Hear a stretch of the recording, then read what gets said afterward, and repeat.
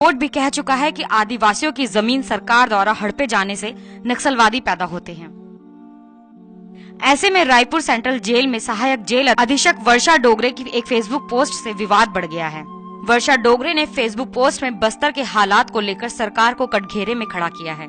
उनकी इस पोस्ट पर जेल महानिदेशक गिरधर नायक ने जांच के निर्देश दिए हैं। वर्षा डोगरे ने अपनी फेसबुक वॉल पर लिखा, मुझे लगता है एक बार हम सबको अपने गिरेबान झांकना चाहिए।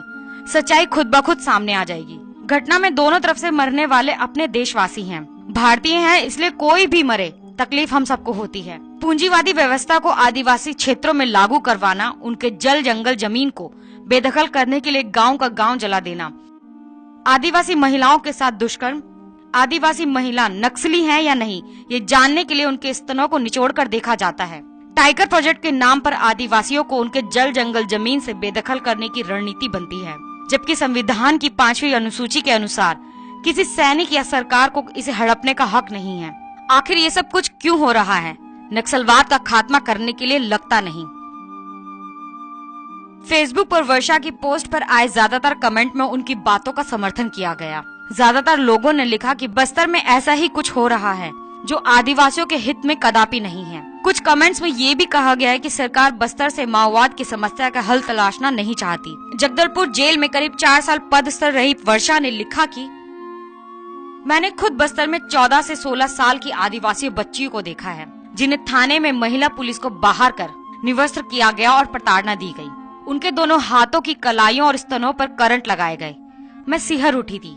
इन छोटी छोटी आदिवासी बच्चियों को 3rd डिग्री टॉर्चर किस लिए? मैंने डॉक्टर से उचित उपचार और आवश्यक कार्यवाही के लिए कहा। सच तो यह है, प्राकृतिक संसाधन इन्हीं जंगलों में हैं, जिन्हें पूंजीवादियों को बेचने के लिए खाली करवाना है। आदिवासी जल जंगल जमीन खाली नहीं करेंगे, क्योंकि यह उनकी मातृभूमि है।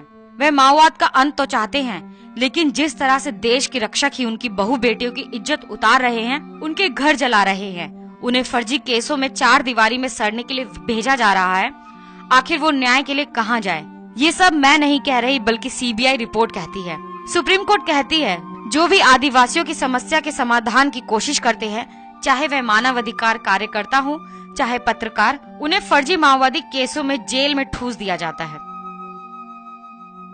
वर्षा ने पोस्ट में सुझाव देते हुए लिखा, कानून किसी को हक नहीं देता कि किसी के साथ अत्याचार करे, इसलिए सभी को जागना होगा।